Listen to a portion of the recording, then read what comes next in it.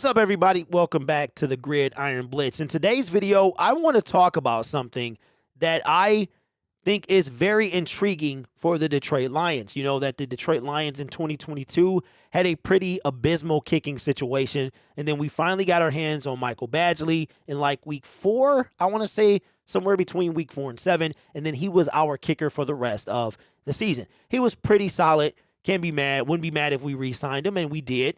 We re-signed him to a deal. I can't remember what it was. But then Brandon McManus becomes available after his entire career in Denver. Made a video about it. And within 48 hours, Brandon McManus has been picked up. But who picked him up? The Jacksonville Jaguars. And in doing so, they cut our former kicker, Riley Patterson.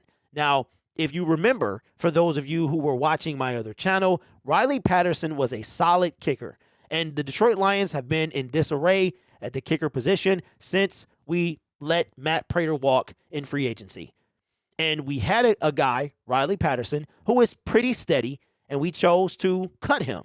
And we dealt with the consequences. Went through a plethora of kickers, and then we come back and finally get our hands on Michael Badgley. So with Riley Patterson being available, we already have Michael Badgley, we have Tony Parker-Romo from the XFL. Should we go and pick up Riley Patterson? Welcome him back to Detroit. I say absolutely. Absolutely. But let's look at his stats for the 2022 season. So Riley Patterson played 7 games for Detroit and in 2021, and then we cut him in the preseason in 2022. In Jacksonville, he played all 17 games.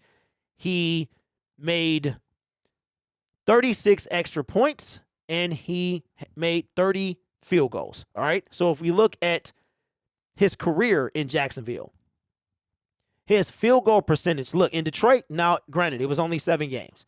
Field goal percentage, he went 30 for 35, 85.7%. He was 8 for 8 between 20 and 29, 10 for 11 between 30 and 39, 10 for 13 between 40 and 49, and he only missed 1. He went 2 for 3 from 50 plus. His long was 53. He only missed 1 extra point his entire year in Jacksonville. And that stuff happens. I mean, it happens, right? Nobody's perfect. Kickers, even the greatest kicker, Justin Tucker, is going to miss a field goal. Matt Prater missed a field goal. Jason Hanson missed field goals.